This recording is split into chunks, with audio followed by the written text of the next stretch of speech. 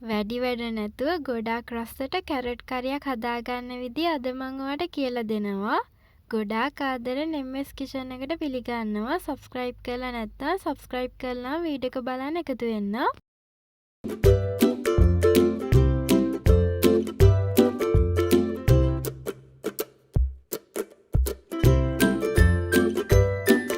Carrot වල දෙකක් අරන් තියෙනවා. පොඩි කෑලි වලට කපා ගත්තා. ඒකට දාගන්න කහ කුඩු චුට්ටක්, වාගේ රස අනුව ලුණු කුඩු දාගන්න.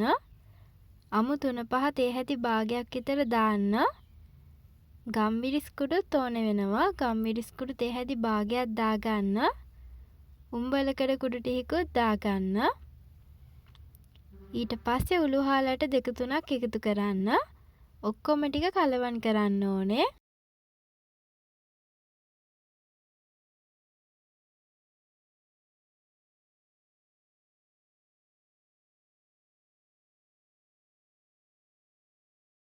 කරිය හදාගන්න යමු. මැටි ඇතිලේක හදාගන්නේ. පොල් තෙල් මේසන්දක් දාලා තියෙනවා. තෙලට දාගන්න කපාගත්ත රතු ලුණු, අමු මිරිස්, කරපිංචා.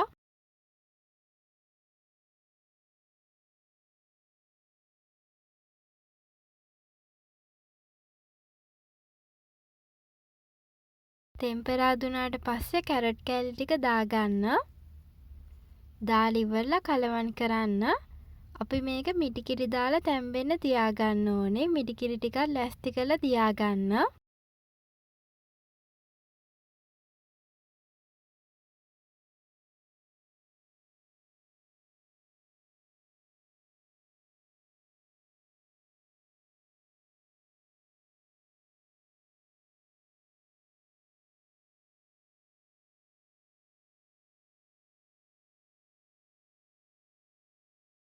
මිටිකිරි ටික දැන් දාගන්න. දාලා තැම්බෙනකම් වහලා තියාගන්න තමයි තියෙන්නේ.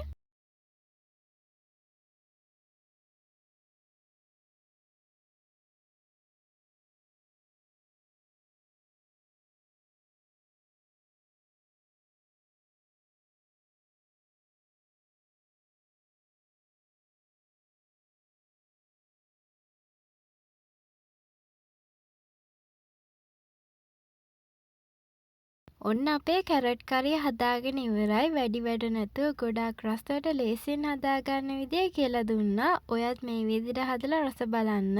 ගිහිල්ලා එන්න. හැමෝම පරිස්සමෙන් ඉන්න.